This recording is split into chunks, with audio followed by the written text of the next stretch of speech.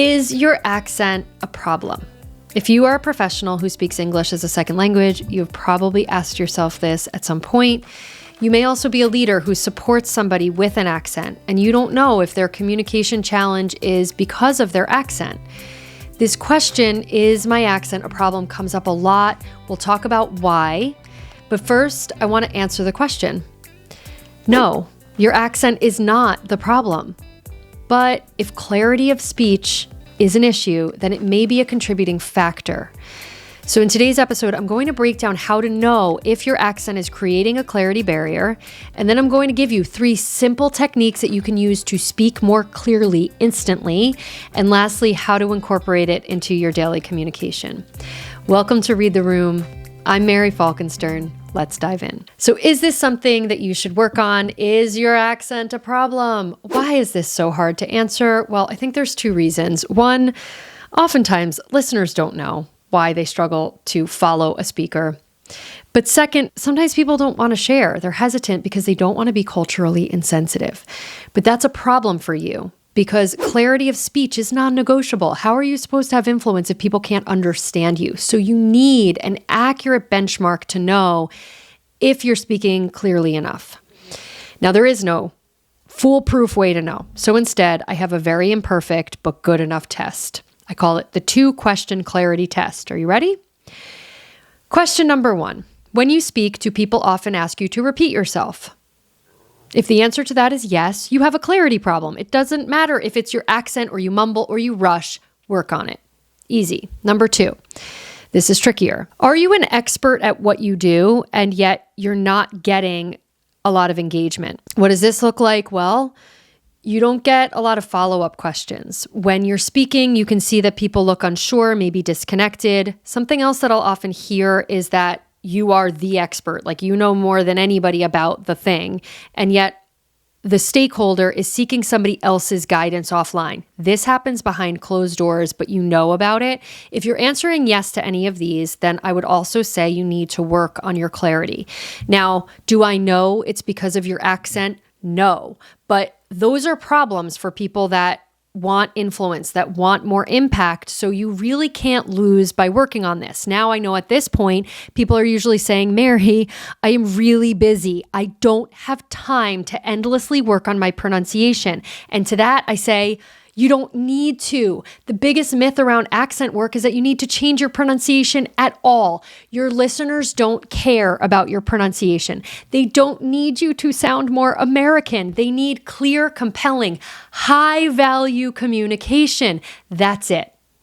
Now, you as a speaker, if you are great at what you do, you are part of what they want to engage with. So your accent becomes part of your brand. It is a critical cornerstone to what makes people want to relate to you. So we do need to incorporate how your accent fits into the process. But what I'm going to share with you, the work I'm going to share with you is identical in structure to working with somebody who doesn't have an accent.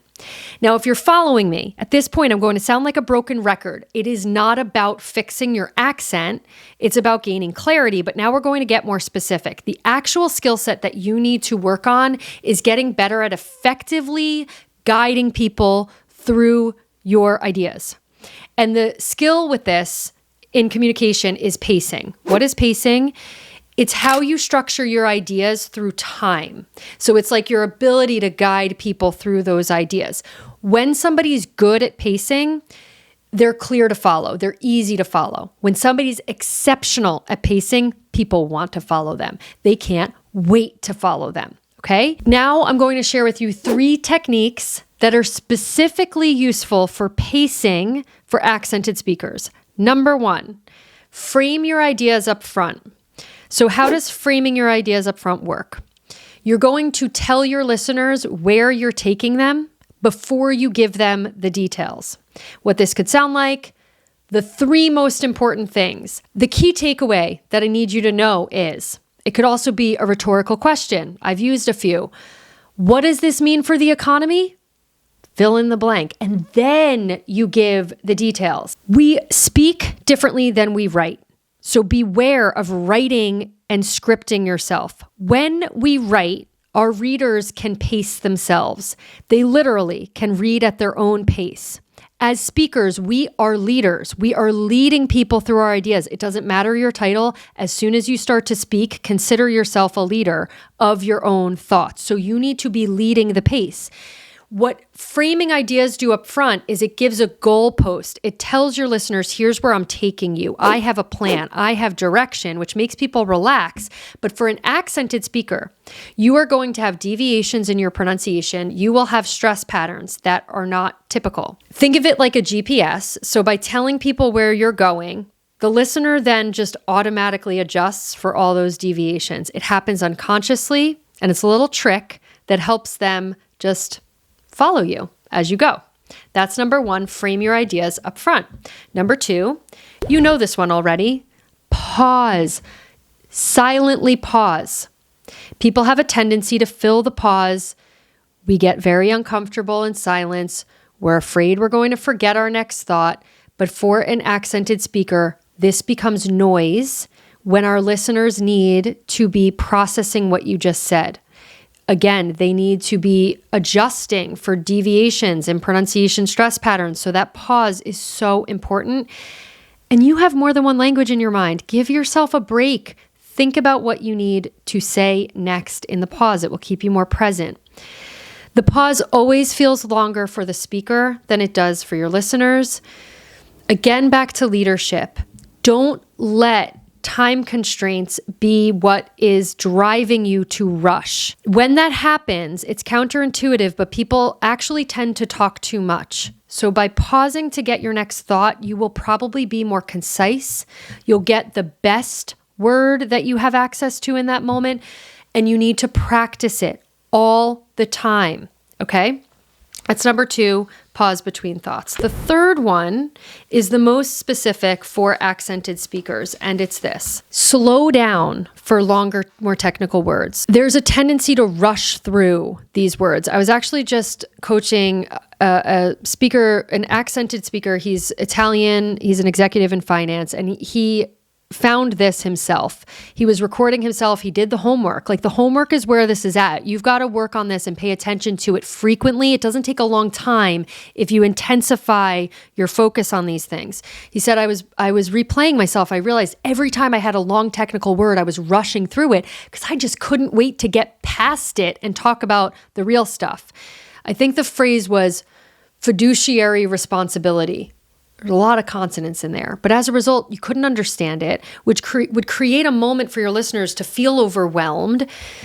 And so all he needed to do was slow down when he said that word. Well, the work there is actually to be present and be self-aware enough to know it's coming. Because if you're thinking about what you're about to say instead of fiduciary responsibility, you just unloaded something on your listeners that's just a cacophony of sound, and they have tuned you out. Okay? So slow down for those phrases. Now, technical jargon can sometimes also be complex depending on your listeners. If you feel like it would be beneficial to somehow paraphrase what you just said. So think of it this way. Another way to think about that would be, now you've also added a contextualization for it, which gives even more support to your listeners grasping what you just said. And I'm going to give you an example of that I just experienced. I was in a yoga class. The teacher is Austrian. And it was a packed class, so she couldn't model the poses. She was relying purely on her verbals to guide physical poses. We're all doing this pose, and she needs us to take one leg and stack it on top of the other. And she said, bring your leg around like stacked wood. And everybody's looking around like, what did she just say? And she could see that. She was reading the room. And so she said, like you're by a fireplace and there's logs, stack wood. And she repeated it. And all of a sudden everybody went, got it. And it was this lovely moment. And I'm sharing it with you because, first of all, she is the most popular yoga teacher and she has a pretty thick accent. People love it. She creates this experience. It's not just the words she's saying. She's Austrian in a lot of things she does, which is really lovely to walk into. We get that experience in all the subtle moments that that you have as a speaker, and you don't have to work on that. There's nothing you need to do to bring that to the table other than to make sure that you're speaking clearly and guiding people through. The word stekt wood, it's not complicated, but she was present enough to see that we didn't get it. Stekt wood, they're different words. She didn't have to change her pronunciation. She just clarified it after she said it. So that's another technique you can use. In summary, 1, frame your ideas up front. 2, pause silently to get your next thought. And 3, slow down for technical words, clarify if needed. To pull this all together, clarity is non-negotiable. If you do this work, you will have access to it. But the more important takeaway I want you to have here, that you as an accented speaker, if you are ensuring clarity, it becomes your competitive advantage. You have something other people don't have. We all do. But for you, your accent is part of that because it's where you come from. So use it as leverage, own it, do this work, and see where it takes you. I wish you the best. If this resonates, please hit subscribe. Feel free to comment. And I hope to see you next time. Cheers.